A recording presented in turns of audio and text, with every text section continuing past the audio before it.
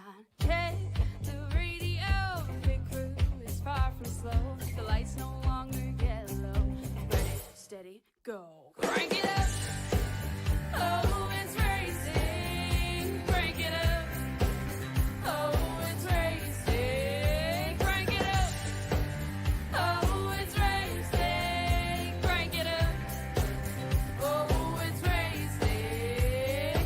In love with the ride. Burning rubber smells real nice. Fuel it up once or twice. Come on, fast is the way to drive. Crowds all on their feet, not one bothered by the heat. Imagine them in the driver's seat. Checkered flag would be sweet. Crank it up. Oh, it's racing. Crank it up. Oh, it's racing. Crank it up. Oh, it's racing. Crank it up.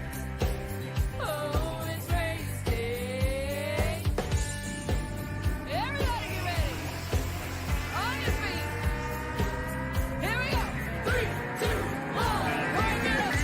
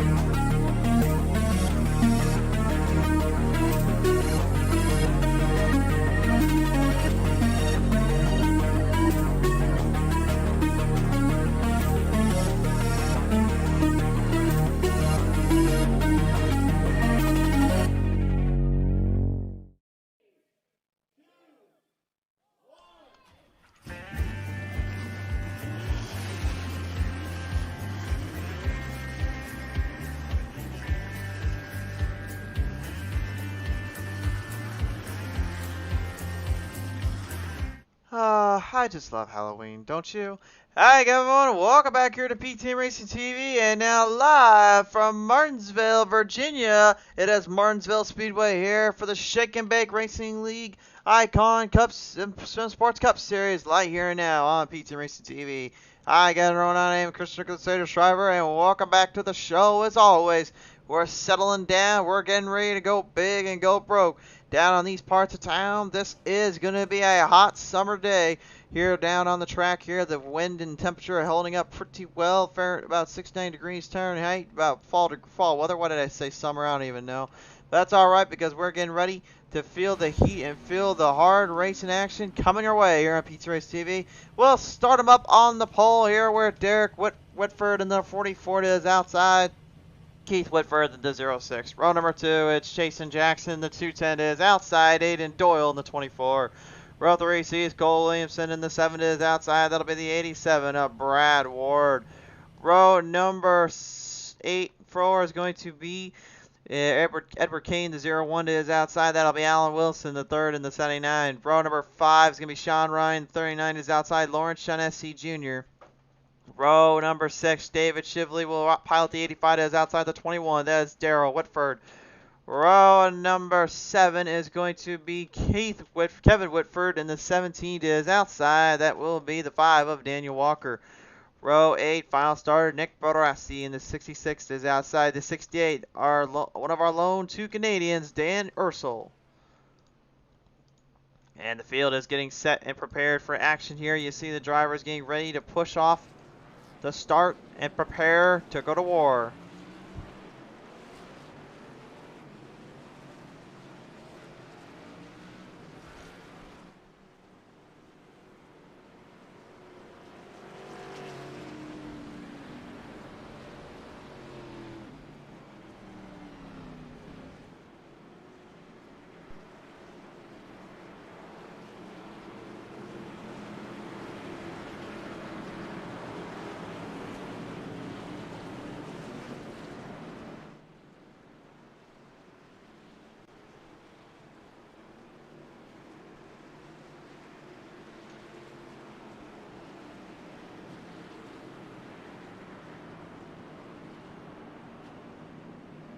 Our field preparing to reject down here for this 200 lap main event here tonight.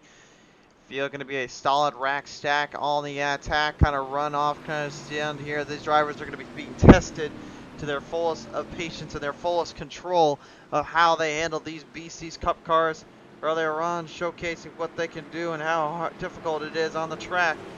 But here now with the iRacing business, you know as well as anything, this is not going to be for the faint of heart. This is not for just anyone. This is for everybody in between that can survive out on these playing fields. The green flag flies. We're off and running out of the gate. Derek Whitford gets the early advantage. Lining them up down the back straightaway here. Everyone moving into position, trying to find their angle, find their line. Just stay on the hot shot train. You don't want to find yourself into too much trouble here, but you don't want to find yourself in the outside wall. And you don't want to find yourself the one getting into the wall. Here we go. Caution's out. We got a problem down here. Sean Ryan, the 39, the Gravedigger Machines, ends up getting sent to the Shadow Realm, if you will, and getting himself into a lot of trouble down there. We'll take a look at the PT Master replay. A lot of madness happening here coming off that corner. Watch right up front. You're going to see, I believe that was the number 87. He gets a little bit loose, overdrives it.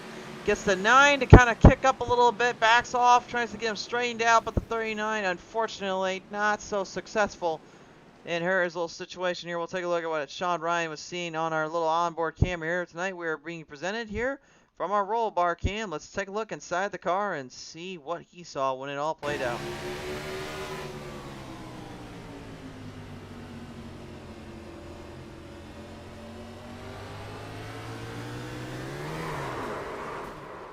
You can see as soon as it happens, it really just catches you off guard. You don't even realize it happens until it's too little too late. And he's just looking around like, wait a minute, what happened? I didn't even know that even started. And we were just getting the race started. We were going to get it going. I didn't even know that was going to happen of all things. Like, how does that work? Well, it happens every now and then, and unfortunately it got him good there. But nevertheless, he is okay, and he is getting the car back out on the track and back out for the run. So we'll see if he's able to continue fielding it in position. He's got a long way to go here tonight if he wants to stay in play and stay on the drive.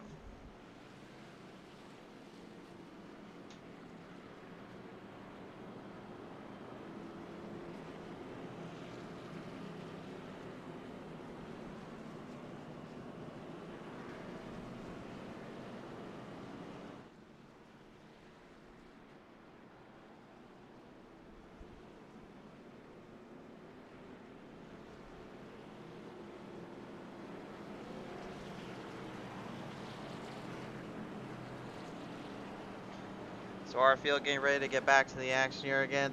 For those that are tuning in now with us, first off, thank you so much for coming on board. Also, if you guys could and would, share the stream around and like and subscribe here on PT Racing TV so you never miss a beat, never miss a show. And the more you get eyes on these guys, the more eyes you can get on the track and more for the viewing experience. We're trying to reach some goals around here. We're trying to keep increasing our production quality and value for you as well down on the shows. The only way to do that is to continue supporting us, and we'll support you back. That is the way we do it around these parts. If you are on the YouTube Live section here, be sure to comment down below. We will be reading these comments out just like we do on the Facebook Live. So if you see a driver you want to see on the track more, you see more action you want to be playing out, let us know. We can only go off what we see and what we hear from you. To the green, we get back to it.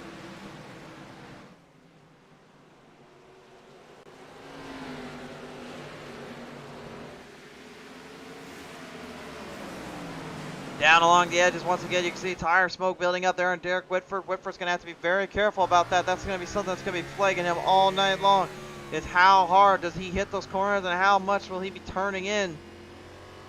You can't overdrive these corners too much because, again, you got a long run ahead of you. Remember, you got 200 laps to the distance, which means you got to be basically playing this field like a fiddle and playing it more like under control.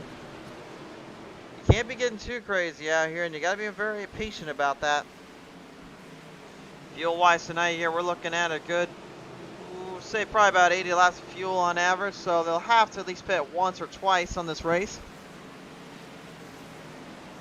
More than likely about twice and a half, I would say. Open setups on these cars, 3 tire sets on the pits. They get 2 pit stops, should be needed for fuel. And then 3 green-white checkers all around with 1 fast repair. And then the iRacing cautions are on. Team notes here, Swamp Fox Motorsports, Edward Kane subbing for Brody Gunter in the 0-1. And then that Jason Jackson is subbing for Zach Edwards in the 210. So something to be knowing of. And Matthews Racing, Dan Ursel is subbing in for Victor Stank in the number 68. So be well aware of that as well here tonight, guys. Whoa, we got a little bit of trouble down there in the 10. Unfortunately, comes to a scratching halt. That's Edward Kane. Caution flag is out. Caution is out. Back her down, boys. Back her down. To the caution flag, we fly him. To the replay, we grab him. Well, here's what happened here. Take a look at this. Come around out of turn 2. This, I told you earlier today, you can't overdrive these corners. You got to get into a rhythm, and you got to save yourself. That is one mistake right there we're very well aware of that can easily happen when you least expect it. Look like Edward just overdrove it out of the corner there. We'll go on board with him in the cockpit view. This is going to give you guys a good idea just how hard these drivers are cornering in. Look at how much they're steering in already. Then trying to steer back out of it. Propelling the accelerator is a huge must when it comes to control and all-out consistency. Unfortunately, Kane did not find him in the same spot in the same boat. He felt like he should have been. A tough break there for him, but still a lot of time to be had. It's still plenty of ways to run this one out.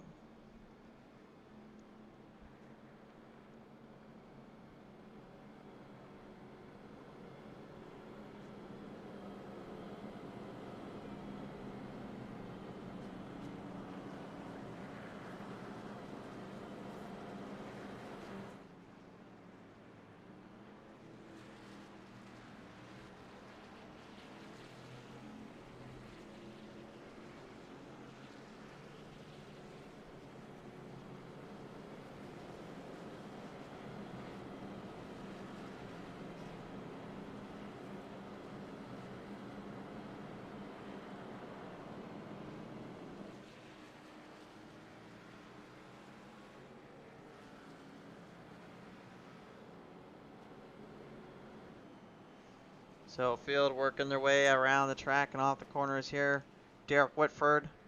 You may have seen that P around his name as well. That means he's a playout driver as well as some of the other guys around here. Keith Whitford, Daniel Walker, and David Shively. Playoff contention still high at large, and everyone keeping a very close eye on that one throughout these events and throughout these races. The next time we do see these drivers out on the track, it will be November 7th. Down at Phoenix Raceway, the last race of their season. It is the conclusion of all they've been working for.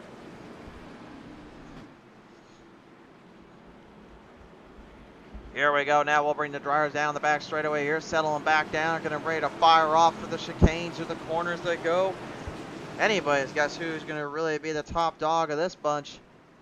Off around turn number 4. Green flag flies back on out. Whitford tries to get another jump start to try to get ahead of him. And whoa, the 85 giving that old 06 a little bump and tag there. He did not like how he went into that corner and said, hey, wait a minute, bud, you're not supposed to be doing that. You're supposed to go a little faster. Daniel Walker having some problems down there, though. The number 5 going to have to get that fixed up there in the NASCAR Hicks machine. Yeah, the 85 machine here, right up onto the ledge. That's David Shipley. Meanwhile, the 68 of Dan Ursel subbing in night for one of the drivers.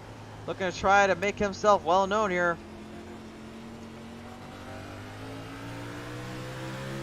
Hammering down the throttle, and this is the place you don't want to be in, is that top side on a Martinsville.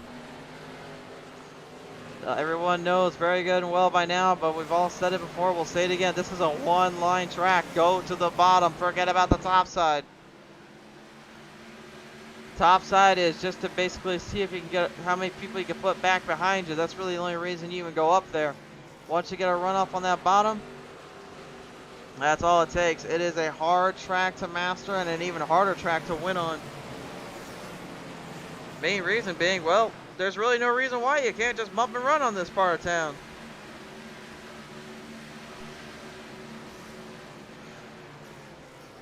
Field stacking them up down here, coming off of corners up number 2 now, and it looks like David Shively makes a nice pass there around Ursel. Good moving, good driving there by his end. We're going on board here with old Shively.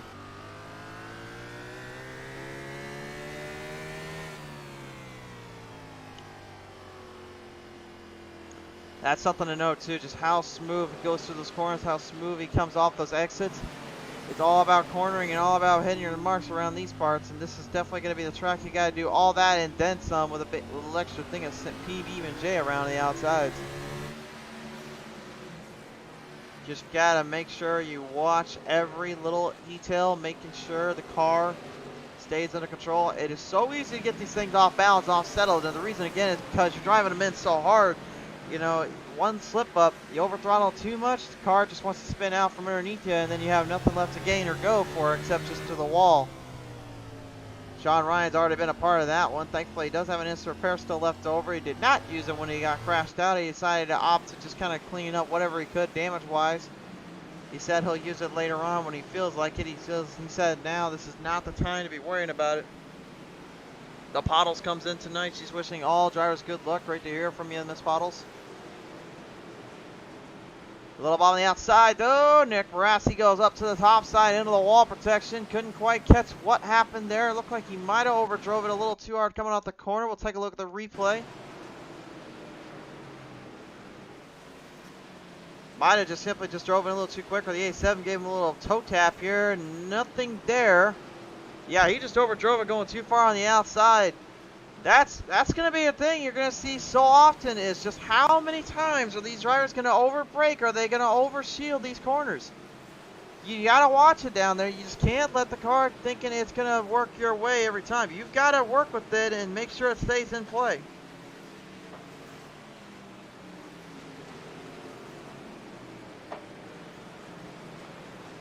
This 200 lap main event here tonight, obviously being a very high record here, high performance banking for these guys. A lot of them out here coming to prove something to themselves as well as others. But again, just trying to win on the paperclip is, well, let's just say easier said than done. It's like literally trying to win at Bowman Gray Stadium, just maybe a little less chaotic and a little more under control. You could even consider that for a short track. It is the oldest NASCAR Cup Series track. They still run to this day. I believe there's only one other one that even comes close, and that was the old North Wilkesboro, which opened up a little bit, actually a little later on, or a little earlier on than Martinsville Speedway. Unfortunately, North Wilkesboro still not with us on the shows here on the actual racing circuit. Don't worry, I don't think it'll be too much longer before we finally see a return to our televisions and our broadcast networks. Of course, we do have it on iRacing, but I mean that doesn't make a difference when in fact we don't even have it on the other networks, which is where it should be, as Barassi was up top. Now he's down low. He's got a problem there on turn 4.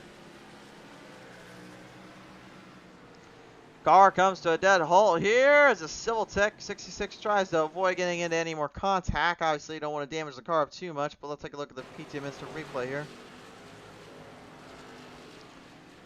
We had a camera down there watching all the action, watching every little detail of this one.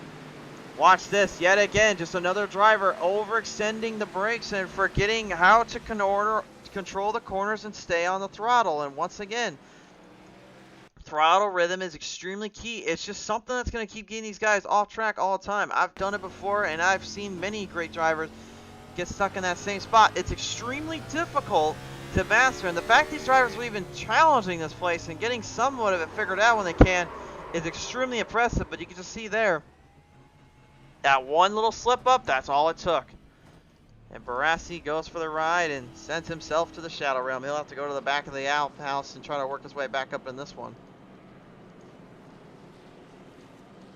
68 of Dan Ursel coming to a dead stop here. Not sure what's the call on that one. Not exactly explaining why he went to a dead stop there when he seemed like he was okay. He may be getting told by officials that you got to be at a certain spot or somewhere else other than where you're at here at the moment. That is the only thing I can regard or even think of at this time. Alan Wilson, the third right now in the number 79, trying to hang in there, keep up there with the crew.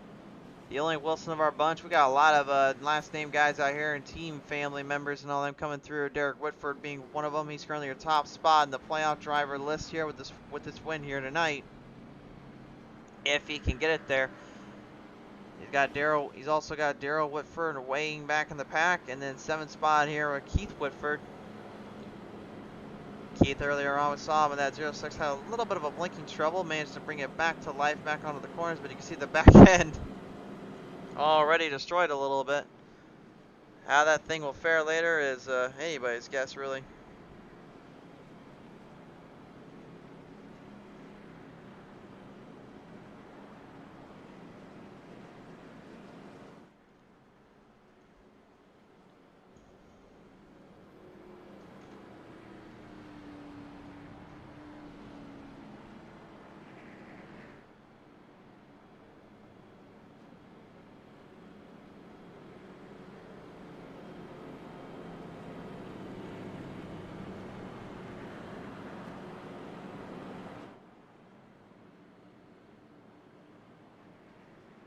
Drivers preparing to go back to battle here, back into the war zone, if you will, of the Paperclip track. And you're probably wondering at home, why do they call this the Paperclip? Well, I'll give you a little fun fact here for you tonight, folks. The reason why this track is known as the Paperclip, because if you take one good look at this track shape, you'll see it at a very good angle in a minute. But this isn't the shape of a Paperclip style formation. There's not a whole lot of turns and cornering here. This is more all about just swinging it straight down low and just hammering off as soon as you can find the straight line of the exit. This is all about hitting a very solid spot each and every time. You don't want to overdrive the outside. You got to keep it tight to the bottom. And without those bankings at the corner, it makes for an extremely difficult time and a very tough spot to play yourself in. And only the best can survive out on this track. So the Paperclip wise is just because of its track formation and its name. As we'll bring it back to the green flag here, off and running, but there's problems already. Keith Whitford. Well, if he didn't have more troubles already than he had, I think he's got even more, because that rear end, I think, just got took him for another ride. That's definitely more bent in, unfortunately. Caution flag flies back on out for him. We'll take a look at the replay here and see what happened here.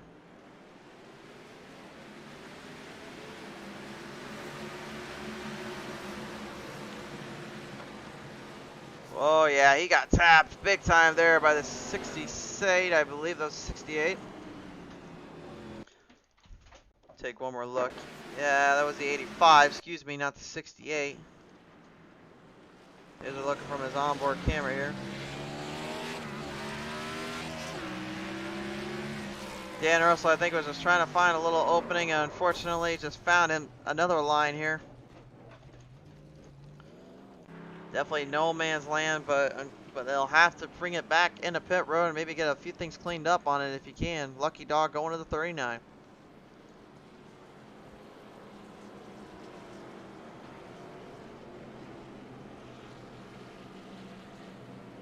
Yeah, he took a hard hit there. I mean, honestly, it doesn't look that bad when you think about it, because it really, if you compare it to like tracks like Daytona and Talladega, most of these wrecks are pretty soft to tame comparatively.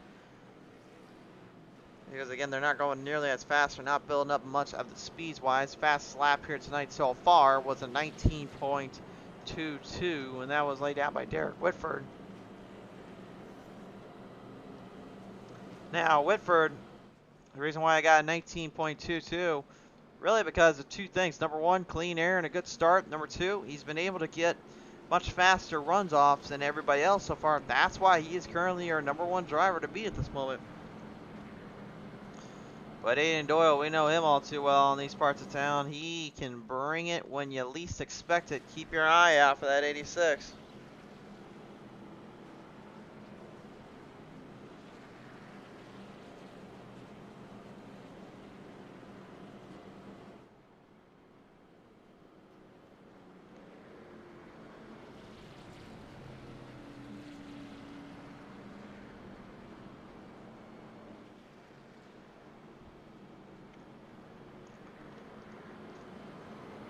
So while we get things all situated back out here right now,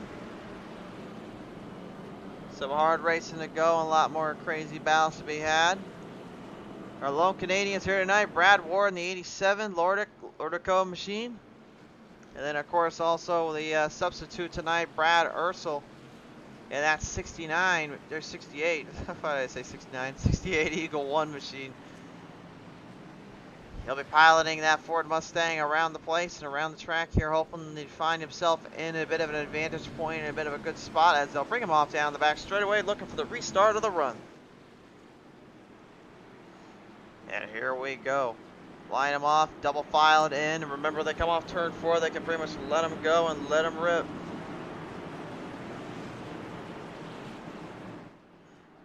Firing them down off of corner 4. Down to the goes the 484. We're back to the action. Whoa, look, a little bit of trouble back there. Kevin Whitford all over the place trying to get squared back away here. The whole field trying to get squared away as they come down the back straightaway.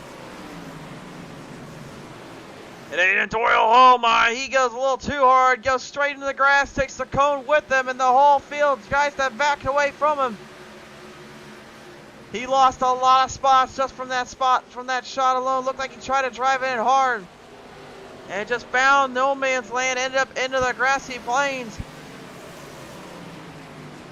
I think he was thinking maybe he'd get a run off there, coming off that turn, make a pass there, and a little bit of a shot or two. But it was not to be. On board here with Edward Kane right now, and you can see him still dealing with that 68 of Dan Ursel. He's going to be doing that all night long, having a lot of company behind him. You can even see in his windshield here, you can see the mirror, and then you can see his whole windshield kind of looking at him very closely. They will be watching every mark, every shot that they go around this place, and every opening they can find, they'll have to take and get right there. You can see Edward Kane, though, more trouble, bigger trouble, the right side, they crash in front of the back straightaway. Caution flag flies out again. Edward Kane just gets way too loose and ends up tagging the 68, unfortunately, Dan Ursel. And I think Ursel might be trying to figure out how did he end up substituting into this one. Well, thankfully, again, there is an instant repair waiting in the wings, but let's take a look at this one here. Toe taps right in. The 10 tries to back off and get away from it. Brings it back in, doesn't realize where the 68 machine is though, and ends up finding himself in no man's land. And everybody else just says it's like CM Punk, it's clobbering time, and just gives them a good clobbering or two down off the exit there.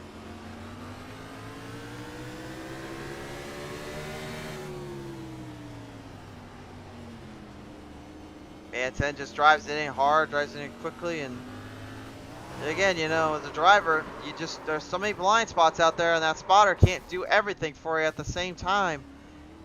That slow delay, that little reaction is all it takes to literally forget where you're at in position and where you're at on the track, and that exactly is what happened there, unfortunately. Field will get ready to stack back up, get ready to back to the attack, and we'll return to BTM Racing TV.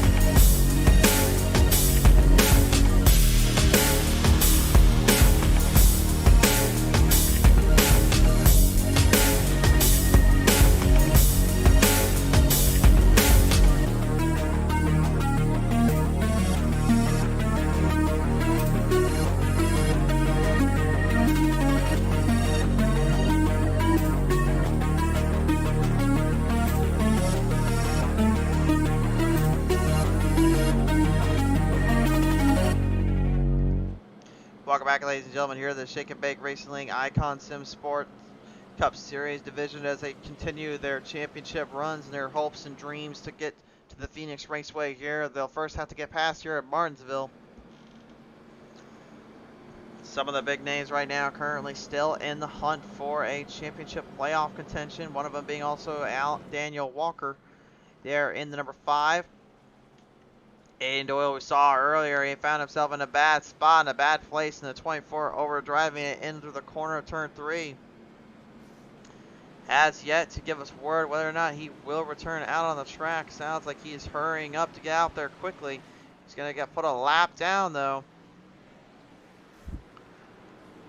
And that could be the no man's land he does not want to be put into. But again, that's just one of those circumstances you're fighting constantly with, whether or not you want to take time to get things fixed up, or if you want to just literally go for broke and just take the instant repair. The track like this, honestly, I think Dale Jr. said it best. I'd be kind of disappointed if I didn't have a few fenders and bends on my car. So I think that explains it a lot around here in Martinsville. Here we go, back to the green flag.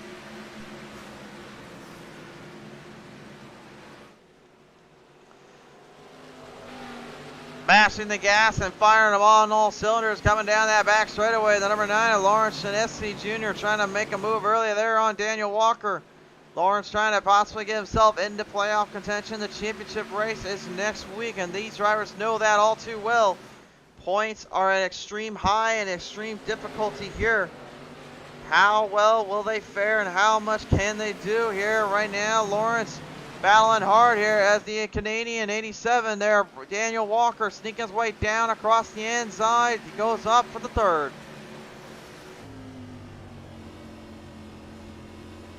Brad doing a great job here so far, putting the 87 Ford Mustang to good use here. It seems like the Mustangs as of late have been pretty dominating here on these kind of tracks.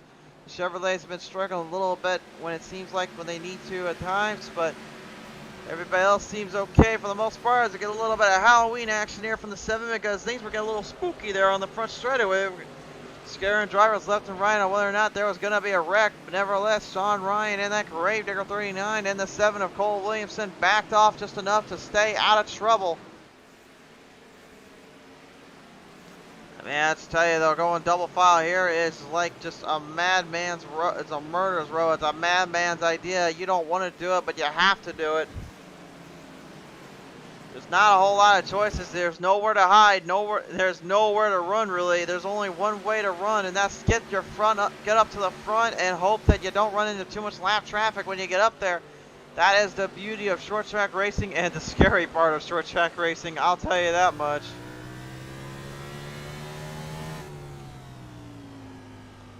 It is so difficult to work off these corners as much as you have to. Again, you're trying to fight the steering, you're trying to fight the car, and again, the brakes are going to be their biggest problem here. I think the guys said it earlier today best. They said point blank, when you're going on these when you're getting on these brakes too early, when you need them most, it ends up hurting you for that long depth.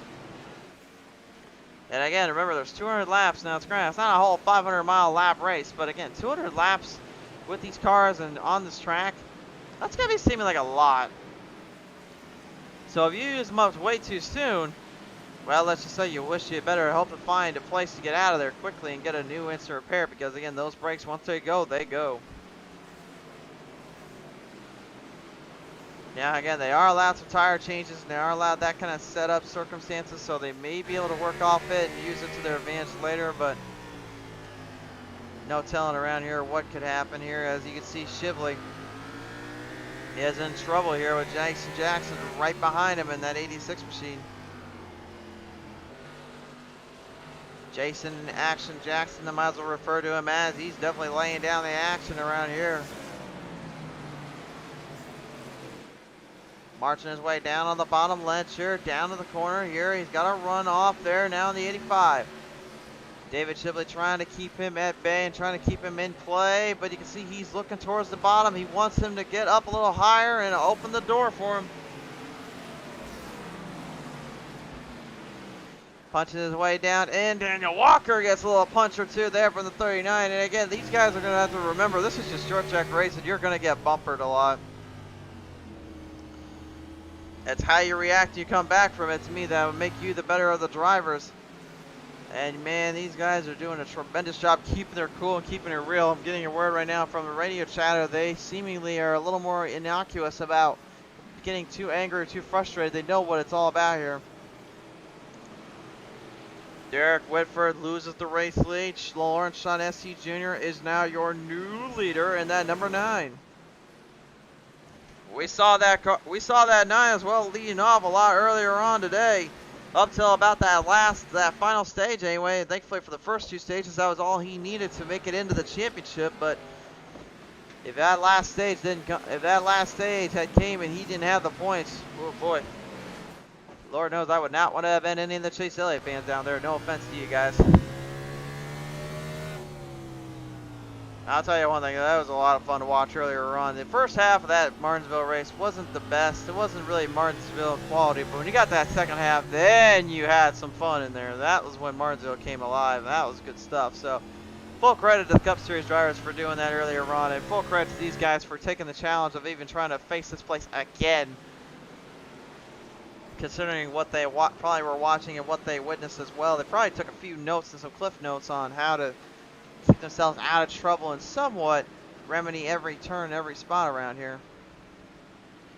Take a look at the back of the pack here. Kevin Whitford, another one of the Whitford boys here. Daryl Whitford as well, the 21.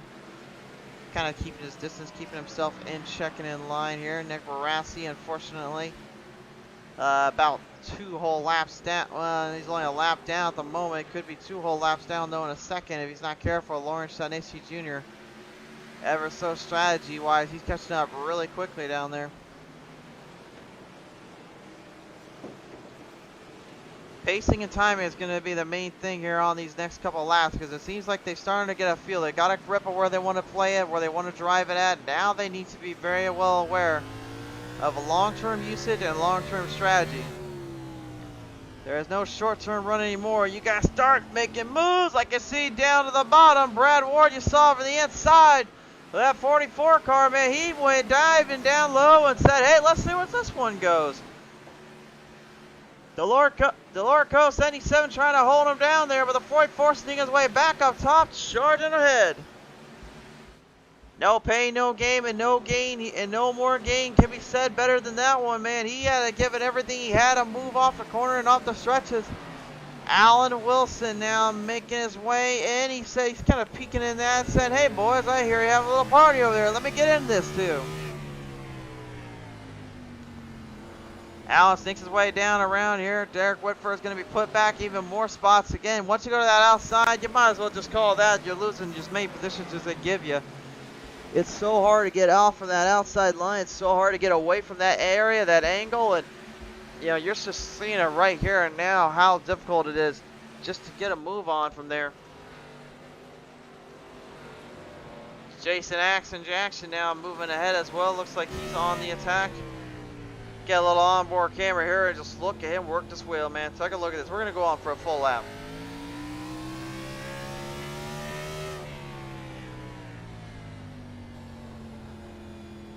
Gotta be calm, gotta be cool and collective. Just not worry about anything other than to feel the car and the rhythm you play it in. You can hear they really rev these things up on those stretches because, again, it's only a half-mile length, so they gotta charge these things up quickly to build any kind of speed up.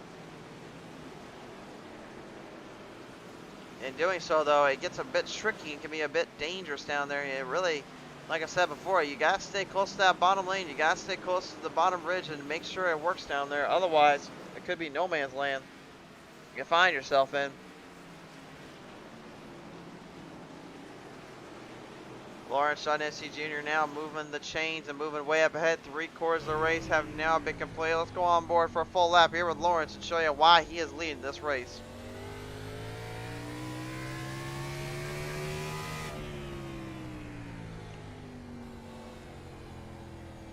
You can see just how smooth he is going in entry and then how smooth comes off exit. That is exactly what you have to do here.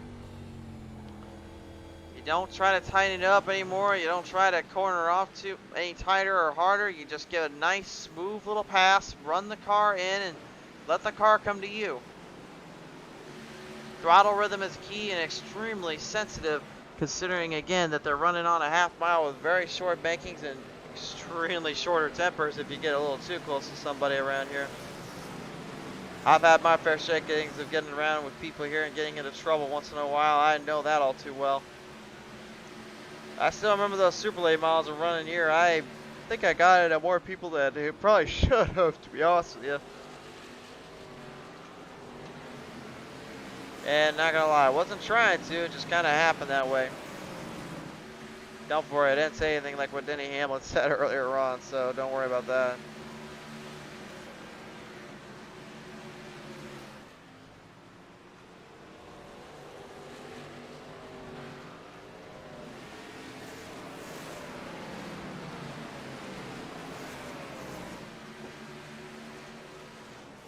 from the outskirts, moving up the Gravedigger 39. Now leads the pack in. Sean Ryan trying to get something going. He's up 2 spots at the moment. Trying to make his pass around Cole Williamson, but Williamson refuses to quit. He says, I'm just too legit to quit. As for the 21 of Darrell Whitford, the front end badly damaged there. Has nothing he can do about it. David Shively still bringing his A game, if you will. Doing what he can. On board here with Shively now as he moves the chains down the back straightaway. The 39 though of Sean Ryan is right on his target and right in the sight of his place. Take a look at our lap times right now, and you can see a huge gap difference between these two drivers. Ryan is catching a lot of speed off Shively. Shively, even though he's in the playoff contention, this is not looking good for him if he is already getting caught up this quickly, considering Ryan may be on a little bit of a fresher set of tires, but that does not mean anything considering that he also had a burnt up, beat up car earlier on from that big wreck he suffered there on the front straightaway. Time is running out, and he's going to need to start figuring this one out a little bit. NASCAR Jerks number 5 there, and I got to rephrase myself. I think I saw something else earlier on, but that is the number 5 of Daniel Walker. And he's got a little problem down there, a problem on the back straightaway. Looks like the number 10 of Edward Kane comes to a scratching halt and a dead heat. Watch out down there! Don't fight, avoid! Oh no! Whew, that could have been bad. Let's just say that. Oh, hold on! Well, the pace car didn't care, but that Ted is stuck right where he does not want to be, and he has left the building. He's done. He's done. Let's take a look at the replay. Yeah, it's a tough break there for the number 10 of Edward Kane, but let's see what happened here. He was struggling off this corner, especially all day. And then once again, it catches him in turn 2. He just crashes it out. Try to strain it back up and get back on the track. Now he thinks he's clear here. Then he ends up bashing the wall again, and everyone else is like, hey, wait a minute, where'd you come from? And they're all just trying to get out of the way before it's too little too late.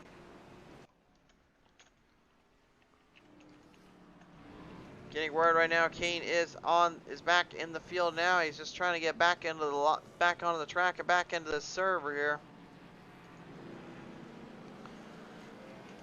Dan Ursel, the number 68, decided to stay on out for a little bit. That's going to be interesting to see here as number 24 of Aiden Doyle finds himself back out on the track. I'm not really sure what his game plan here will be, but we'll have to see very soon. Drivers are getting ready to get back to the green. We'll be back after this quick commercial message. Tonight's race, ladies and gentlemen, is presented and brought by the good friends over at iCON Sim Sports. You guys need a new rig and a new crew, new job for your gig? Well, sim racing, sim sports, and all of them have got you covered with iCON Sim Sports. Be sure to check out all their racing equipment and all their rigs that they have on display. They will certainly have something built ready to go for you and your next time of need.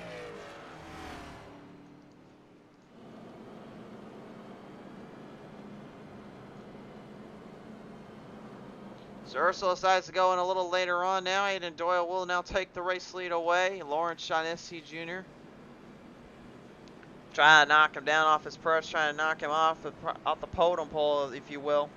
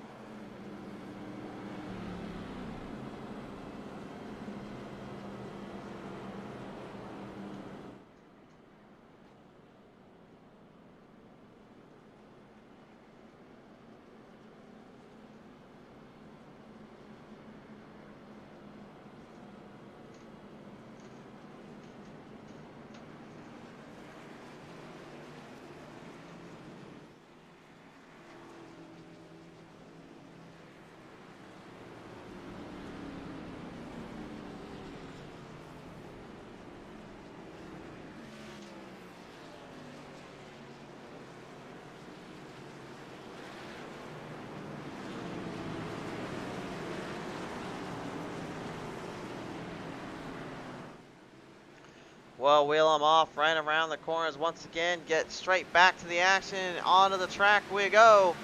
Green flag flies high in the air. Caution clears out. Time to get back to the green. Oh, that's 79 of Alan Wilson III. He just sneaks his way into the playing fields now. He is up 6 spots, a hard charger, but he's not the ultimate charger of the night. Lawrence Johnesky Jr. is up 9 spots. He's the fastest of them so far. The only one that can take him down right now would be the number 5, as Daniel Walker tries to catch right up with him. Derek Whitford back on the attack as well, getting a fresh set of Goodyears and a little splash of gas to help kind of his cause out here and maybe hope for the best, if you will. He doesn't want to find himself in no man's land anymore. He wants to try to find himself in a very conclusive spot, a more particular spot, if you will.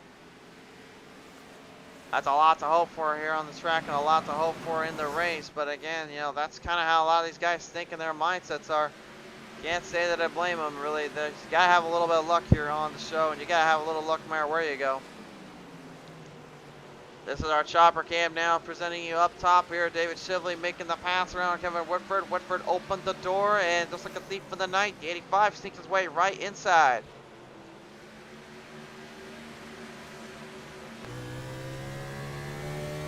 John Ryan, though, we saw him moving the chains up really quickly earlier. He was getting a lot of great speed and good momentum on those bankings on the corners.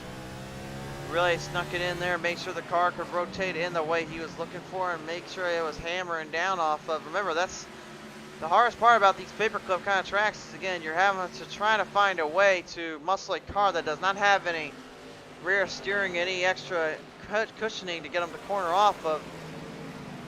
You're pretty much just playing with the best way to explain it, it's like you're trying to drive a pencil on 4 wheels, and you have like a kind of you have the same kind of steering that you would have seen in a sprint car back in the late 40s. That's the best way I can explain it. I really don't know how else to explain it because it's so difficult to get that car to rotate out. It's like, okay, maybe there's another way. It's like trying to steer a school bus around turn 1 and 2 at 100 miles per hour. That's the best way I can explain it. It really does feel like that because, again, the car just does not want to rotate in as much as you need it to. And those brakes are really your saving grace, so you're having to use throttle rhythm and the rhythm off the brakes to help get the front to take a set, steer it in, and then the rear end, once you give enough gas, it helps kind of swing it around, and it creates this kind of a motion effect that allows it to straighten up on you. Like here you can see it right here with Lawrence. Watch how he turns it in. You can see he's already cleared the gap, and he's got that spot set in to run for the exit. That again just kind of boils down to that little strategy I was telling you about earlier on, which is just trying to get this over ton of car, 10 ton of piece of equipment to rotate around a track as tight as this one. Doing a great job of it so far. The whole field and crowd right now watching on in excitement as we have now reached the halfway point here in the iCON Sim Sports Aiken Bake Racing League Cup Series. Back crowd on hand here tonight as well. Over 30,000 fans have joined us in attendance. We cannot thank you enough for coming on board. We certainly hope you're enjoying this one, and also those fans at home watching here on PT Racing TV. We cannot thank you enough for your support. If you guys haven't been on here before and you're just now seeing our Facebook, and our YouTube live sections for the first time, first off, thank you so much. And we hope you subscribe here on our YouTube. Remember, we are Racing Live here on YouTube. We will have the replay and all that on Facebook later on. So if you want to catch the replay and all that, you can catch it on your YouTube, or you can go take a look on Facebook. Just subscribe here to YouTube, or like and follow there on Facebook. And also, if you want to know when we go live or when we're going to have a race coming on board, then chat with us down on Twitter and Instagram. You'll be able to catch all the action there as well.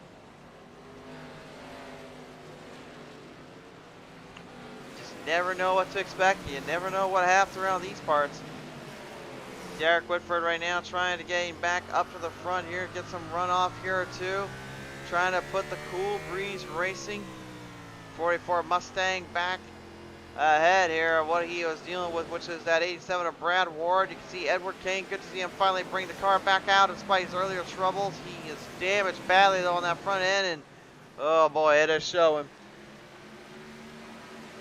Now, I'm going to say this right now. You don't necessarily need the car to be in 110% on looks-wise or, you know, having all the fenders. Let's just say that. Honestly, if you get rid of those fenders, it'd probably be better, actually, to keep them cool. But now, in this case, you need those fenders. You need them more than ever. Whoa! Yeah, they get to make sure that steering's working, too there. Brad Ward just about lost every inch of that one. Good driving on his end, though, to keep it under control and wrapped up and stable. Well, Alan Wilson, the 79, he looks to challenge Lawrence Shaughnessy Jr. Shaughnessy a little bit in trouble here. Looks like there may be a little bit of a grip and a change up here for Wilson, although that last lap did not give him any favors. Let's take a look here off of lap number 107. This one should be another Wilson loss. I think Shaughnessy had a faster lap. Yes, he did. You can see it about 9900 of a second. That's pretty much a full tenth, if you will. Wilson falling behind and not the same way he wants to look at it here. He wants to catch up quickly to him, knowing the laps are starting to wind down. That's the scare that you run into as well, that you're trying to deal with on the track. You're constantly fighting the car. You're fighting with each other. But the biggest thing again is just the lap counts. When you lose track of where you're at and lose track of what's going on, and honestly, that may be the toughest thing to deal with when you're trying to figure out a long-term versus a short-term run. That long-term run generally is described because of the fact you're setting up for a good momentum boost, a little kick or two. Whereas at short-term, you're end up just trying to find more speed on the start, and you're not even trying to worry about the full race. You're trying to just get the start dialed in. You're trying to get a good move, trying to get everything you can through every corner. It's extremely dangerous, though, to be trying to play too many short runs when really you have a whole long run you got to power off of and handle as well.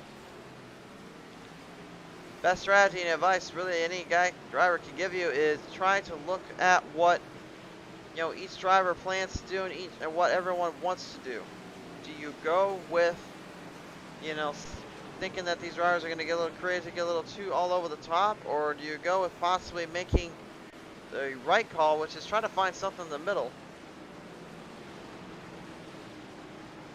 If I was them right now, I'd be taking it very easy for the first 15 laps or so, especially considering how the laps are now, and then later just run off as hard as you can and build up as much power as you can here. We got problems down here. Brad Ward, number 87, spunning him off on the front straightaway. Trouble here for him.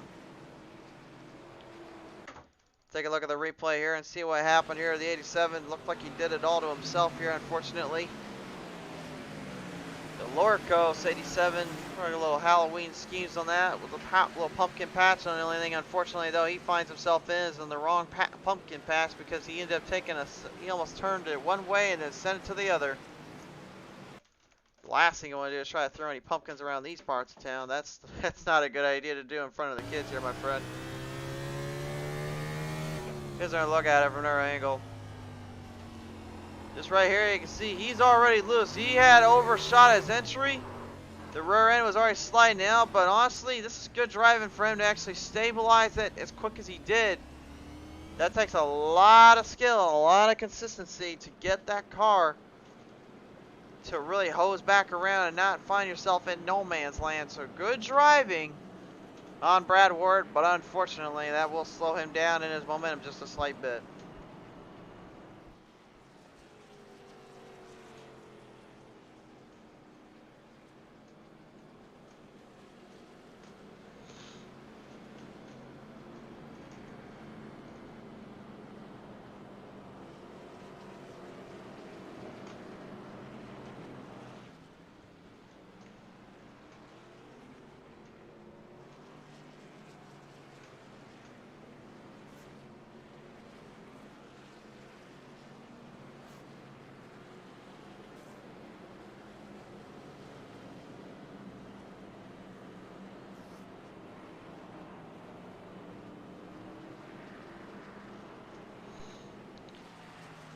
As we line our field back out onto the spotlight into the zone right now, Lawrence Shaughnessy Jr. has had that lead for quite a bit now, quite a few laps.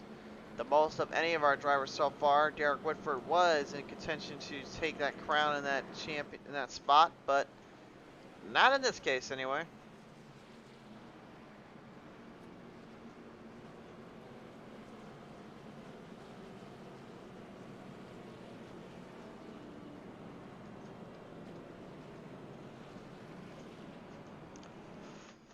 Now it kind of becomes a guessing game to know when will one of these drivers make a mistake, when will one of them give you an opening, or will it give you a shot at possibly taking an advantage. Not a whole lot of ideas to be had, but still plenty of time to figure it out. Tonight's race, ladies and gentlemen, brought to you in part by our good friends over at iCON Sim Sports. If you guys need a new rig and designed your way, your style, your no way, no how, then iCON Sim Sports is the best way to go on down. Check them out at iCON Sim Sports on Facebook and check out their lowest link products on iconsimsports.com for more of your local listings. Here we go. Pace car lights are off now on the front, on that front straightaway. That means one thing, that means one to go. The flagman holding up the yellow flag as well to charge him up.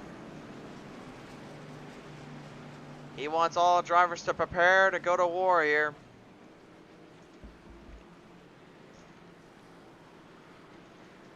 Now you look at the lap counter too. We're going to be down to the final 81 laps. This could be anybody's race here if it gets to that point. Remember earlier on the Cup Series, it was the last half that brought us some incredible moments, some crazy racing. Will we see that here? A green flag high in the air, swinging around. Well, Alan Wilson, he was thinking about it. He was looking at it. He did not make the move on Lawrence Shaughnessy. Shaughnessy gets away with this one. Oh, but that same can't be said for Daniel Walker. Walker getting come down around out of turn 3. Came down, unfortunately finds himself in no man's land, and Whitford gets a piece of him and then some. Oh boy. That may get a little bit of a thing or two here from that number 5. I don't know. The 44 might want to watch out for that one if he catches back up. 44 goes in. He has the opening, and the 5, well, yeah. There's really no other way to talk about it. I mean, you can say what you want, but again, this is short track racing, guys. Remember that. There's not a whole lot you can do about these spots and these shots here, man. That's the one thing you just got to go in the mindset of. You've got to accept it right there and then. It's just going to happen.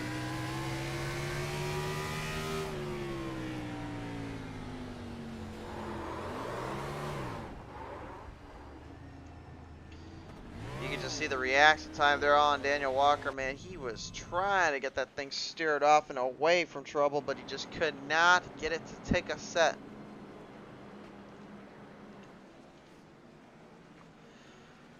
It's extremely easy to get loose here, and it's extremely difficult to save it. And it's really tough. It's really more complicated when you're trying to save it from being wrecked out like that, but nevertheless, feeling will sway back in. Brad Ward actually is going to catch a bit of a break here, actually, because in fact now that he had that last caution, he actually got back, moved up a couple spots. He's back in the 87. He's back up at the 5th spot with the 87. Again, there are 16 drivers here tonight, so there's still a pretty sizable lineup. Obviously, it's not a full 40 or anything like that, but it's still a very sizable lineup and a good field to have to work around.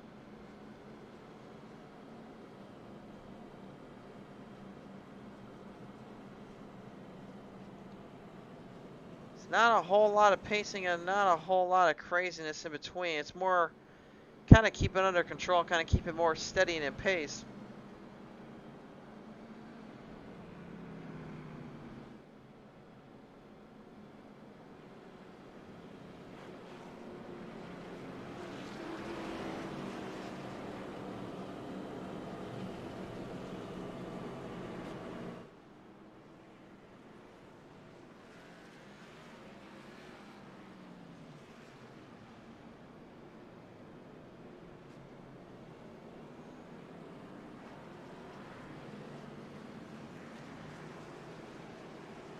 Field getting ready to stretch back in and post up a shot. Coming up tonight, tomorrow night as well, race fans, we have ourselves a battle in the homeland. We're going down to New Hampshire Motor Speedway where we're going to see the Green Mountain Grill Truck Series playing it out there. You'll catch all that action and then some here on PT Racing TV. But also right before them, for the first time ever, we're going to see Hickory Motor Speedway and the super late models go out on the track. Believe me, folks, you don't want to miss it. It's all coming to you live here on PT Racing TV. Come tomorrow night, but for right now, we are still with the Shake and Bake iCON Sim Sports Racing League here as they bring the Cup Series division up to the track here in Martinsville Speedway in Martinsville, Virginia. And out of the gate here, everyone's still playing off the runs, playing out the battles. Every driver for themselves here. No shame, no playing game here. Just keep yourself going. Oh no, Aiden Doyle! The 24 Mobile 1 crashes hard and gets the 85 collected in with him. Oh no. You know, Doyle was trying to make a move on the inside there. It looked like he had the run and the speed, but it did not go the way he wanted it to. My, that was a tough break there. We'll take another look at it from another angle.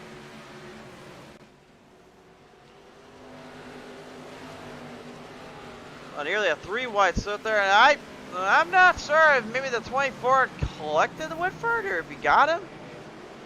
From my angle, that looked like he just over throttled it. That did not look like he touched. We'll take a look at it from another angle here. Well, you can see what happened to Whitford. He was really loose there. Oh, there was contact made. Yes, indeed. You can slightly hear that contact was made. Doyle did catch the 44. Wow. That is crazy to say the least here. That is a huge disadvantage. And now it's going to put Aiden Doyle even further back in the field. He's got a lot more work to do. Just jacking around. Comes on board saying, "Go, Wilson, go." Yeah, he's rooting on right now that 79 of Alan Wilson at the moment. And currently, yet again, my friends, he is still in the top half. Not giving out just yet.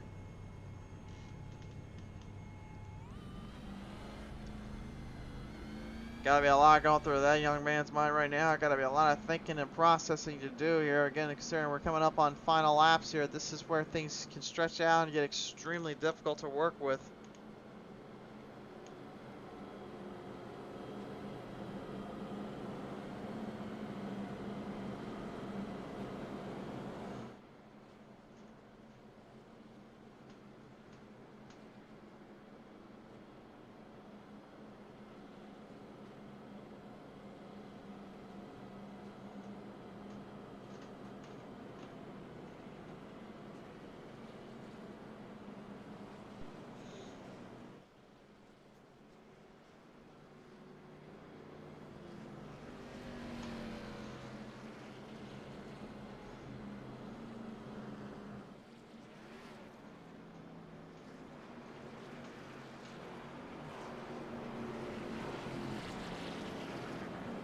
Alright, field stretching them back around.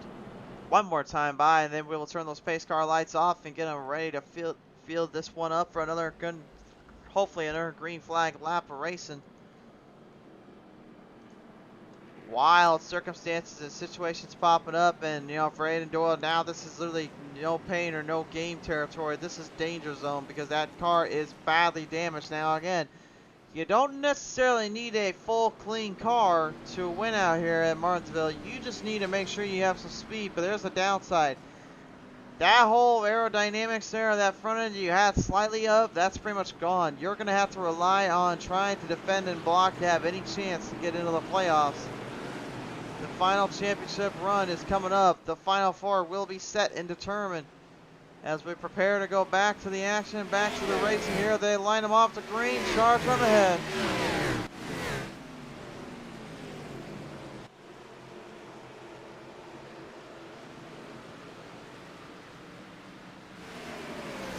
Line them back around now, Cole Williamson. Oh my, the Halloween 7 Ford Mustang is now starting to get a little spooky, kind of because he's trying to creep his way up to the front. That's a dangerous man. That's a dangerous man right there. That's not something you want to see. Halloween night it's full of creeps and crawls and scares and thrills. And the 79 of Alan Wilson, the third, trying to hold him off. Doesn't want nothing to do with him. He says, I've already got the Christmas spirit in me because I'm going to say 'tis the season to be jolly. La la la la la, you going by. Wait a minute, am I already singing Christmas stuff when we're still trying to finish Halloween? What is wrong with me? We're trying to enjoy the Christmas spirit around here. We're trying to enjoy the Halloween spirit now. I'm trying to get myself the Christmas spirit already. I knew those people would get to me eventually. Well, speaking of getting to you eventually, man, that's 24. I don't know how on earth Aiden Doyle is still getting this car to work. He's actually making moves around here and making passes. And he's, honestly though, those cautions may be his saving grace. Jason Jackson coming to a bit of a dead stop there on the back straightaway. Gets it refired though. No caution. If you're hearing Doyle right now though, I gotta be thinking, man, I hope I can get some caution because I need it. That's all I was probably thinking about. It's just I need him, and I need him. Derek Whitford knows he's just trying to stay out of trouble and stay out of the playing field. 85, David Shively now trying to get out of the run, get out of contention to get himself into a bit of a mess. Saw earlier on what that can do for you. The 06 to get Whitford, gonna battle him out a little bit down low action. Goes Derek Whitford again, and Aiden Doyle. That was the same spot they found himself in earlier, and that would end up getting the 5 completely out of control. Daniel Walker got toe tapped by Whitford earlier, not the same case.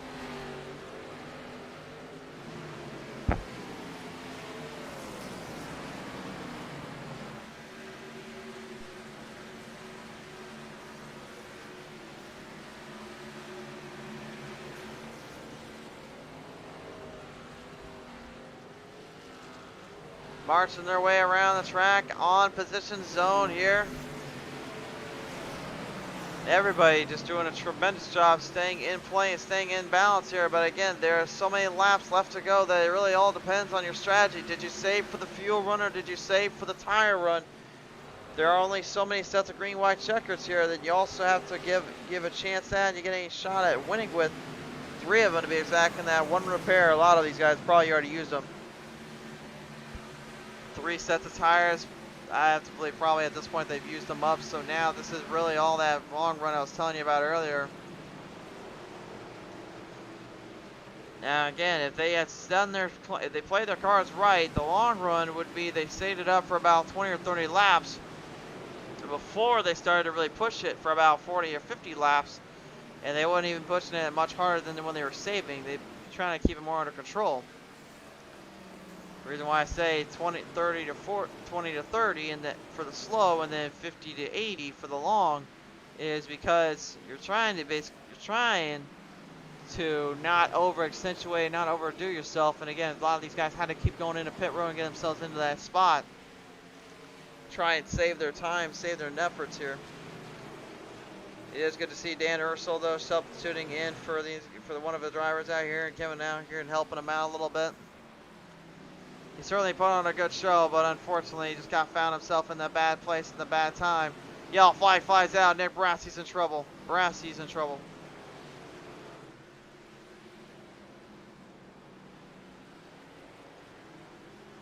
'66 Civil Tech here. Dead stop here on the front straightaway, unfortunately. We'll have to go to the PT Minster replay. Take a look at this one. Could have been a hard racing ordeal. Could have been a spin around of his own end. Can't quite say for sure. No, that was definitely on him there. He just overdrove it coming off the corner. He looked like he was having a pretty good battle there as well. But ends up finding himself in a bit of a bad place at the wrong time, unfortunately, is in that case.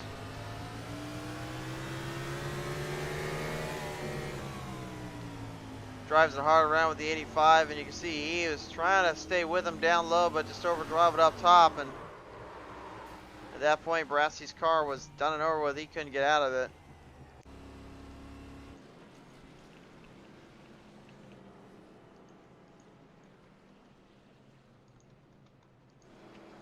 So the drivers that stayed out, Brad Ward, Derek Whitford, and Kevin Whitford are the only ones that stayed out in this case.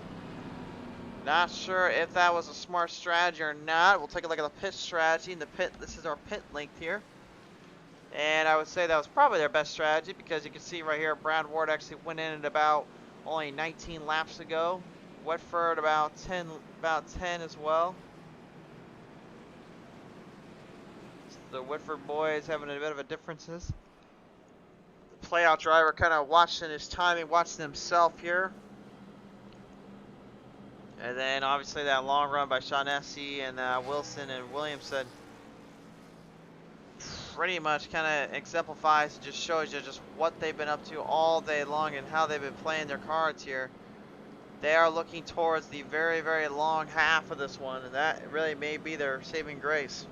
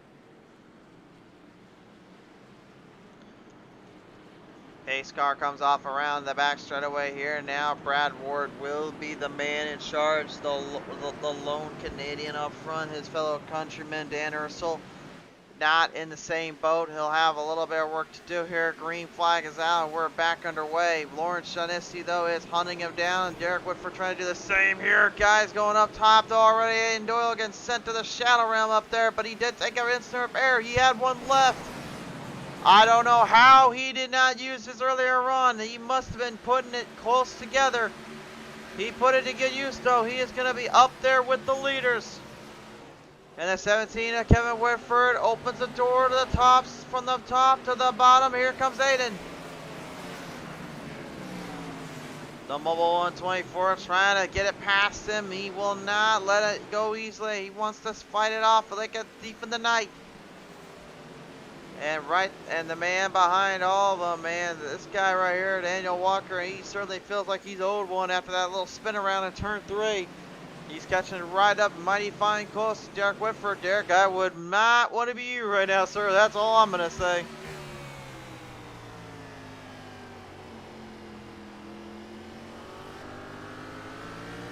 They want to find a place to run and might want to find a place to hide because at this point, this is not looking good if he gets caught. Lawrence Shaughnessy Jr. now making his way up to the front as well. He has given it a bit. He is almost like a wrestler, just giving a good chokehold to that bottom lane, holding on for as much as he can, and he's making everything stick there. Long-term strategy being put to use, and the fresh set tires certainly do help matters quite a bit. Off the ends, Whitford not able to hold down the 9. Shaughnessy doing a great job hanging the bottom once again. Another perfectly balanced run. As stand up and say, perfectly balanced like all things should be. Oh, I don't think that was what they meant though. We got more trouble down there though. They are wrecking.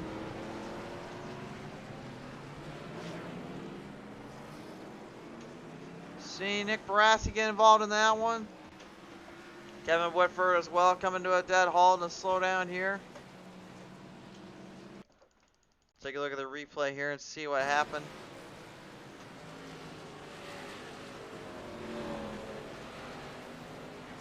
Kevin Whitford just overdrive it once again. There's just not a lot of room to get out of that mess. And unfortunately, the 66 takes the full blunt of it, if we shall say.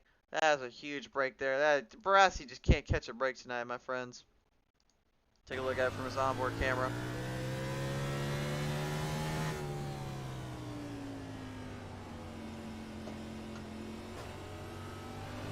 Just see it running off right there.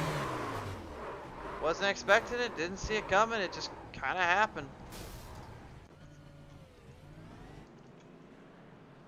Just kind of happened, and unfortunately it took its toll, and now the whole field is having to figure out their strategy. Derek Whitford goes in, so he'll pit down there with Brad Ward, which means Lawrence Anissi Jr. is left all alone. Laps are winding down. Do they have enough time to catch him? Find out when we return.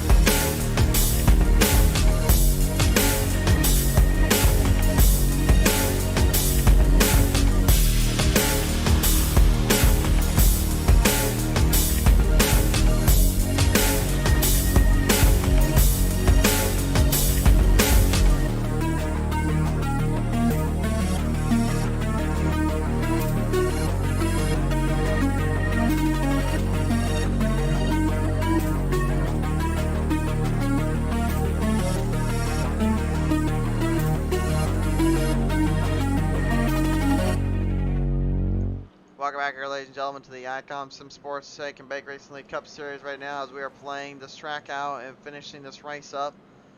The laps will continue to fight down. We're down to the final 39, 38. By the time we get to the green flag, should be about 39 laps remaining here. And so far, it's been pretty much either the Whitford show or it's been the Sanasi show. Shaughnessy, man, Shaughnessy has just been completely strung away and keeping everything intact and keeping things at his disposal, and it has showed. But does he have enough to race out to the very end and win it? That remains to be seen.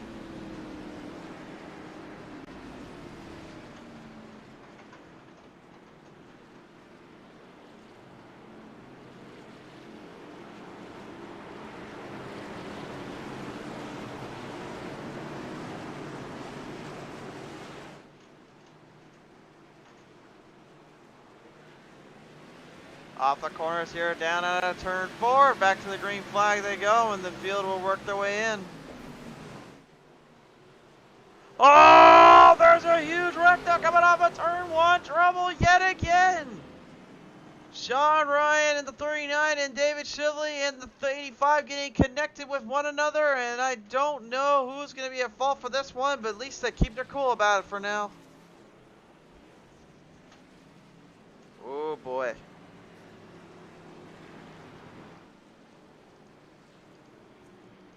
Well, I think we're just going to have to look at this one because that one looked like it could have gone either way. There was a lot of bumping and banging off the start. These guys are getting kind of angsty here, and I don't blame them, but this is where things get extremely dangerous. Shively just overdrives the corner. 39 was not braking the way I think he was expecting. And that old Martinsville saying, it just happens like that. Take a listen here.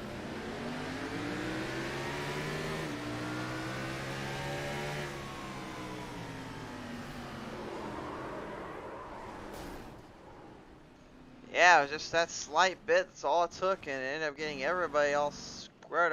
Got them all squared out, and kind of in a bit of a trouble spot.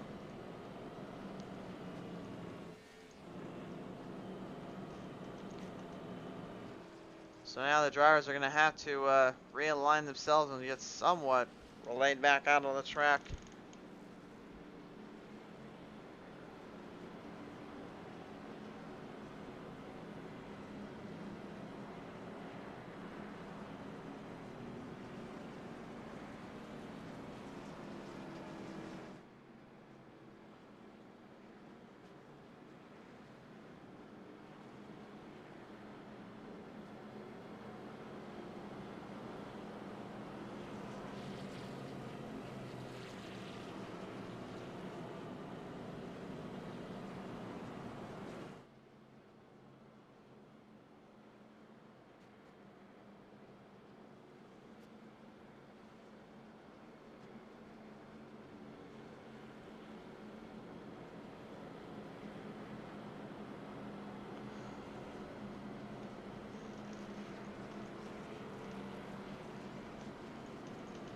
Time clicking away, time running at it for many of these guys that were going into pit road earlier that went in for it strategy wise.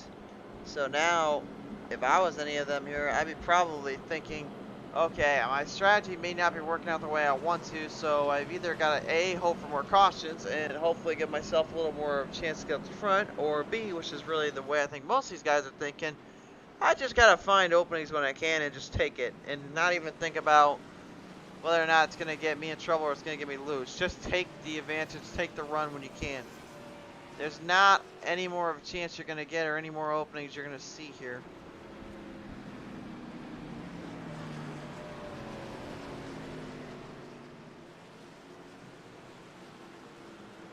Into the corners, out of the frying pan and into the pits, Martinsville.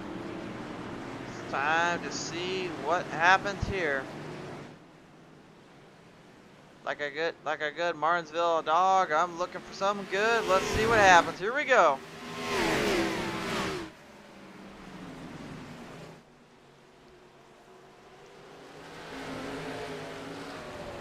Backing him down tremendously, but firing him off hard into the corners. And look at Cole Williamson. Oh my, he has got a run on the outside. He's somehow getting Shaughnessy to get him a little more room than he usually does. Cole trying to stabilize it down. Alan Wilson trying to keep himself out of trouble, but the 79 knows if he wants to win this, he's going to have to make risk. He's going to have to take risks, make opportunities when he can. The 7 does not get an opportunity. As a matter of fact, he nearly loses it. Coming out of turn 4. The Halloween 7 of Cole Williamson almost lost everything he worked for and fought for, but he's going to run out of time. Lost so many positions from that. He may have had a strong pit strategy, but now there's one guy that might be a little bit better on that pit strategy here, and that's that 87 of Brad Ward. Watch out for Mad Brad. Brad is right now moving the chains. He's coming up fast. Aiden Doyle, the 24, though, he has had a season and a night, all right. Found himself into the grassy plains, tore up the cone, and made sure Cone Lives Matter Group got a little bit upset at him for that one. But the Mobile 124 would go into pit road, get cleaned up, and get recentered away. He's trying ever so slightly to hang in there. Look at the 87, though, of Brad Ward, man. He is doing everything he can to move the chain ahead of him. Doyle knows he can't give up too many spots. The playoffs are in trouble of losing. Brad, though, has too much power. He brings it all to the table, bobbles him off a turn 2, though. Oh, and he bobbled it. He went straight high side. Nowhere to go. Nowhere to hide. Oh, hold on. Oh, my. Well, that's Martinsville, all right. Cole Williamson getting loosey-goosey yet again. Brad Ward somehow saving it, but lost a few spots in between there. Daniel Walker now trying to get the NASCAR jerks into the playing field. The NASCAR Circle Jerks machine is doing what it takes, what it must do to find its way around.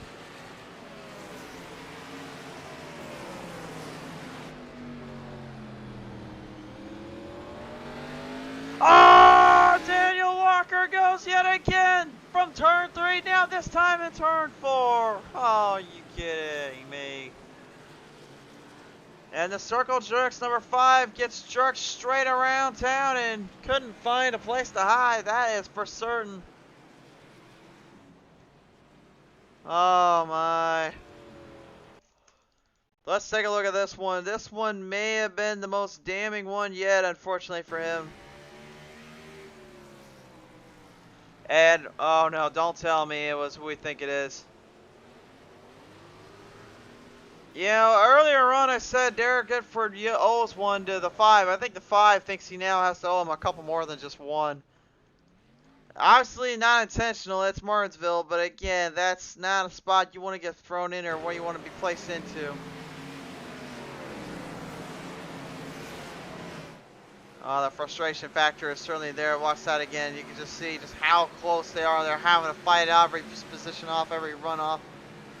And these playoff points, these playoff positions, just extremely tougher and harder to grab.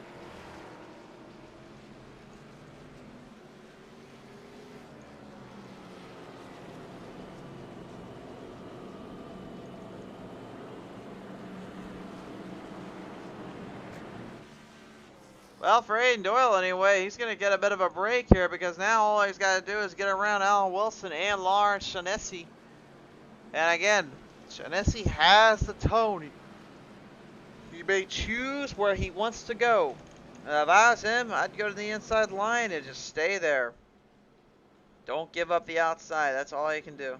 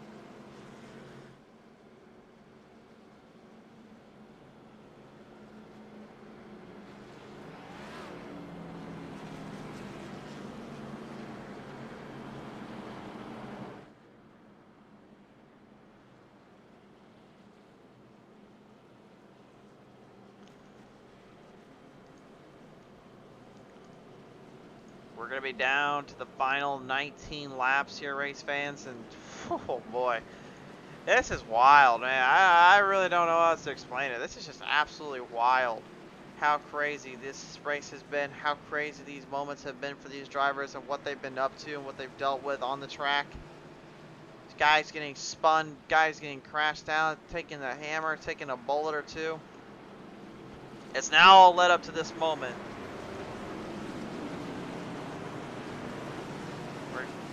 19 laps remain. Green, white checkers are at stake here if we get to go there.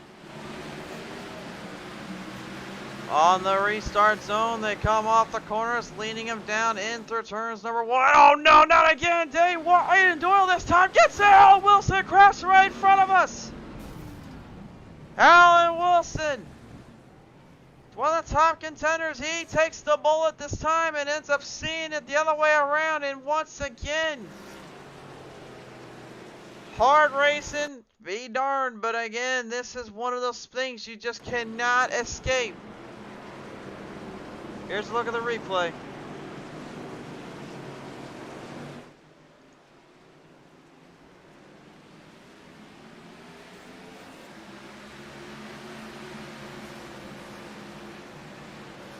Oh boy, oh boy, oh boy. Derek Whitford. I'm not really sure if that, I don't know. That's kind of seamless there. He got Doyle there. I don't know if maybe Doyle just broke a little too late or what happened, but I don't know. I just think Derek's kind of racking him up a few tallies here tonight. That's all I'm gonna say, because he's got himself into this predicament a couple times here tonight.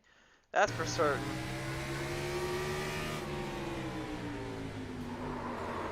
This is Aiden Doyle's onboard camera here. You see a 79 gets tagged and he gets the worst of it. Doyle was trying to escape it and get out of there quickly.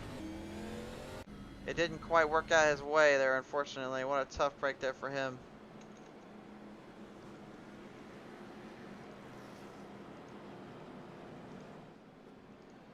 So now, well, we're just going to keep punching laps away until we get to that green-white checkered.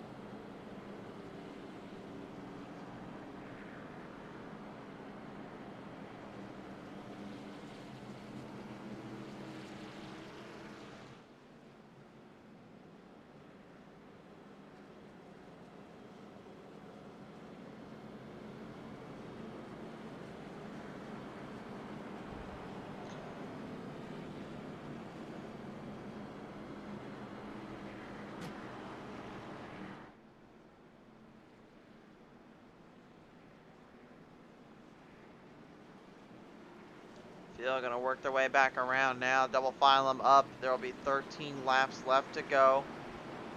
And I think right about now we may need to keep our eye on Derek Whitford. I know he is looking for a championship hunt, but this is definitely going to be a tough road for him because now he finds himself on the possible end of the receiving end from these guys. He's going to be very, very cautious when coming off that corner. Off the run, coming down out of turn number 4. Back to the action.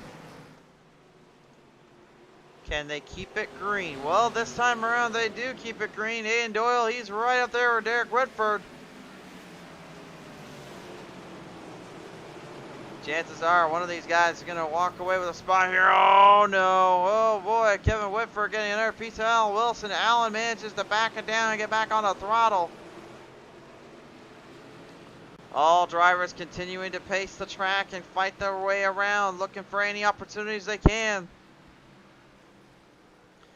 Derek Whitford is right there on Lawrence Shaughnessy. Shaughnessy better watch out. He's got a run on him.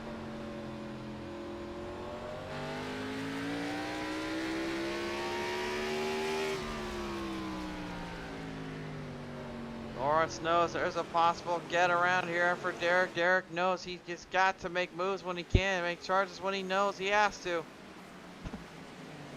There are no more gimmies anymore. It's you better win this one out outright or you better fight to the end. And it looks like it's just going to boil down to these final 2 drivers. Aiden Doyle left all alone with the top 3 pack right behind him. Brad Ward now, he's making his way back up. The little spin around, the little troubles and getting caught in the wrecks in there earlier and then throwing up the outside. And I don't think he's forgotten what Aiden Doyle was a part of. He saw him earlier on there. And Barassi, oh my goodness, folks. Rick Barassi, he is up 10 spots, the hard charger of the night, and maybe, in my opinion, the ultimate driver when it comes to just fighting with the track and drivers as well. How on earth this thing is still running and still even going is beyond me. Aiden Doyle, though, he's got a clear-cut outside run, but Brad Ward's got the inside run. The Lord Code 87 opened up his race Bible to Excel Chronicles 8 of a 10. When I need my horsepower, I go to the Lord's hand and trust in the power of speed to get what I grant for then. He makes his move off. Aiden Doyle now loses it, and Barassi will watch him behind, trying to see if maybe he can sneak away a little more. Positions up for grabs. Lawrence Shaughnessy is going to have to hold off a hard charging 44 of Derek Whitford. Whitford trying to get everything he can to him.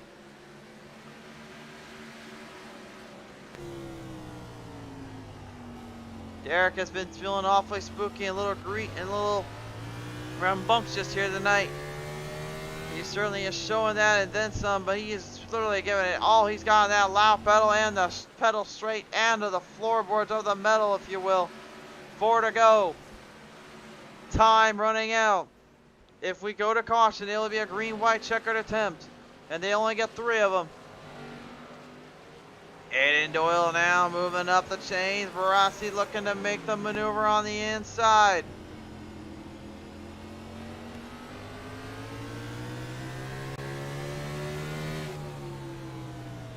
Try to make a move on the outside. Couldn't get it to work. He'll go one more time around. Look for a little power push. Diamonds it off beautifully there down the back straightaway. Sneaks his way around. Aiden Doe. Oh my. He blocks. No. Not enough. Corners off. Barassi taking advantage. And Barassi now side by side. It's a heated exchange between these two. But it is Barassi that takes full effect. Takes full advantage.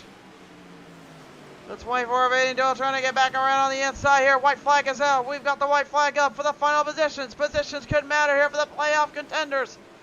But for Lawrence Shaughnessy, one more time, down the back straightaway.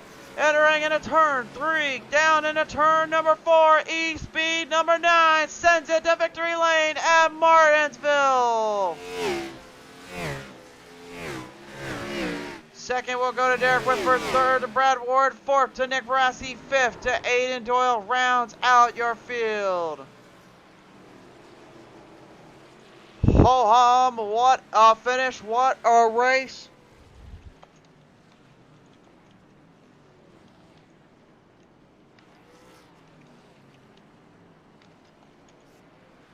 And what a wild night of racing. Lawrence on SC pulls it off. And it's time for a celebration in Martinsville.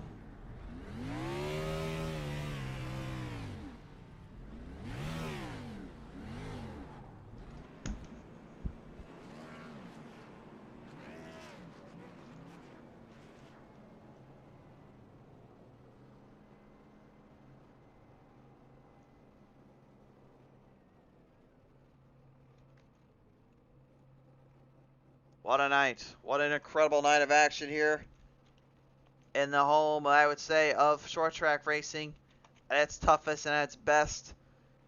Many would argue Bristol. I would say that is definitely a track that deserves its credit, but to me, Martinsville always brings us the big guns when it comes to the bumps and the runs and the challenges it has.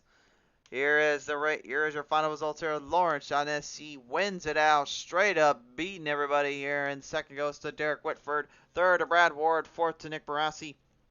Fifth goes to Aiden Doyle. Sixth to Alan Wilson. Seventh to Keith Whitford. Eighth to Daniel Walker. Ninth to Cole Williamson. And 10th, Sean Ryan. That rounds out your top 10. Your other finishers there in the top 16, podium out. Race fans, there's only one thing left to do, and that is to talk with the top three. Joining me in now first, ladies and gentlemen, our lone Canadian in the top three podium. Give it up for Brad Ward in the number 87. And Brad, whoo boy, it looked like earlier on, man, you looked like Mad Brad out there. You was putting a bumper and a fight to a lot of these guys out here. I didn't think I got into too many guys out there. That's just kind of Martinsville, to be honest. But yeah, you know, we had that really early incident. I don't know what happened there. I think I got out of the groove, and then someone wrecked someone into me from behind. So yeah, that was all that. For sure there. Now, I gotta ask you, when you were starting to get a little bit closer to the end, and obviously you had gotten a little bit sideways, a little long ways, and every which way to Sunday. Looked like the car was getting extremely upset with you, and you just couldn't get it to refire up. What happened when you went on the outside there? Yeah, the car just ran a loose setup tonight, and you know, it bit me there. So came down and worked on it and got it better throughout the race. So finished strong, but yeah, we were pretty loose there to start. For sure there. Well, nevertheless, though, Brad, you are walking away with the top three finish here tonight at Martinsville. I know that's definitely got to mean something to you, sir. So what do you want to think? Yeah, for sure. I gotta thank Lordco, you know, all the Shake and Bake guys for putting this on. They do a really good job. So hats off to them and you for putting on the broadcast. Absolutely, man. Well, nevertheless, Brad, we appreciate you coming on board here tonight, sir. Congratulations on third place finish, and great to hear from you down here in Victory Lane. Thanks, guys. Ladies and gentlemen, the 87 for all the way from Canada, our good friend there, Brad Ward in the 87. All right, coming away second here tonight, and maybe the craziest of moments and matters here tonight. It's Derek Whitford there in the 44, and Derek, this was a little bit of a wild situation for you here, man. You found yourself either in no man's land, or you found yourself in a bit of a tough spot where you had to pretty much get the bumper in there. What happened down there with this track? Oh, it was tough out there. It was a tough battle. Lots of contact, and just had to fight my way back. Decided to pit and get my last set of tires, and hope that I'd be able to make my way back up to the front. It worked out, but not without contact. Yeah, I was about to say, I know we've talked about a lot here on the show and the channel. Obviously, Martinsville, it's a short track. There's a lot of bumps. There's a lot of runs. There's a lot of madness in between. But for the most part, you did handle yourself pretty well, even though there was some contact, obviously, as you just mentioned. I got to believe, though, a lot of these guys can at least look back at this and see the same thing we were seeing, or hopefully what you were seeing as well, I hope.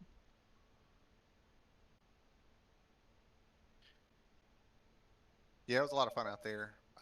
Good battling, good win for Lawrence, and looking forward to the championship next week. For sure. There, obviously, Phoenix coming up next week, but nevertheless, you are finishing up here tonight at Martinsville. Is there anybody you want to thank for this one? I just want to thank all the guys for being here all season long. It's been a long season. Thanks for the new guys that are joining and putting up some competitive races for us. And just want to thank Aiden for for running this league like he does, and thank you guys for broadcasting the last bit of this season for us. Absolutely, Derek. Appreciate coming on board here, man. And congratulations here on the second place finish. We will see you next week at Phoenix, sir. Thank you, sir. Ladies and gentlemen, your second place finisher tonight, the 44, Derek Whitford. All right, now, race fans, at last we join the victor here all the way down here in Martinsville, Virginia. Your race winner is Lawrence Shaughnessy Jr. And Lawrence, you, my friend, probably had a murder's row of drivers to handle with from the start, but when you got to that front, it just seemed like it was all smooth sailing from there. Yeah, we went out there and qualified like crap, as I tend to do at these short tracks. It takes me about 5 laps to get into a rhythm, and then it was just about working my way up through the restarts on pit strategy. And then once we got up there, huge kudos to my teammate Alan. Cut me slack on the restarts all night. Our plan was just to drive away, run away and hide. Brad was fast, Eric was fast. And yeah, we were good on the restarts. We pit at the right time, and you know, we came away with the W tonight. Can't ask for a whole lot more than that. You did indeed there, sir. I know you had a lot of momentum, a lot of pushing and shoving in between. You had to get around. How was it you were able to avoid all that? Because a lot of these guys, they couldn't escape it no matter what they did, but you never really found yourself in that spot all day. Well, after lap 1, Brad got loose on the outside there, and I had a run on him, and it spooked me a little bit, and I just absolutely brain farted and turned Sean into him. So apologies to those guys for starters. Used up that fast repair and just decided, hey, we're gonna take it easy here. We're gonna set these guys up. We're gonna pass them clean. We're not gonna use the bumper, and just managed to stay out of trouble somehow. The wrecks were always behind me, and then like I said, pit strategy got us up there. Well, it's a little bit different than running the official stuff because you have a fuel limit here, but it wound up working out. And even when we did pit that last time, we came out 3rd and 4th. And then it was at that point, it was just a matter of getting a good restart, working our way around Brad. I knew I had a lot better drive off than he did. And then Derek was definitely going to be a tough nut to crack, but it wound up working out. it worked out perfectly there, man. And sorry for the quick interruption, but nevertheless, my friend, you are walking away here with the race win and a victory here at Martinsville, sir. I have to ask you, as you walk away tonight, the champ and the victor, going into the Phoenix race next week, who do you want to thank for this one? Got to start with my teammate Alan again. He cut me so much slack on those restarts, especially when I was spinning tires there. Once the rubber got a little old, worked the strategy perfectly. The pit calls were all him. All the other boys over at Highside, Chris, Mitchell, Presley, all those guys, they do a great job. The guys at Shake and Bake here, I'm really enjoying this league, and I can't wait to run full time next season to actually, be talking to you about a championship. Then my mom, of course, who is supposed to be watching. I sent her the link right before we went green. My wife and daughter, you, Christian, for putting this one on. And, yeah, got to thank the fans. Had some chat going on there in the YouTube. It was fun to follow around. Yeah, they certainly did indeed here, and it was certainly fun to watch you here, sir. But nevertheless, congratulations on this win, and we will see you at Phoenix next week, sir. Thanks, brother. Hopefully from victory lane again. Sounds good to me. Ladies and gentlemen, your winner here tonight, driving the number 9, Lawrence Shaughnessy Jr.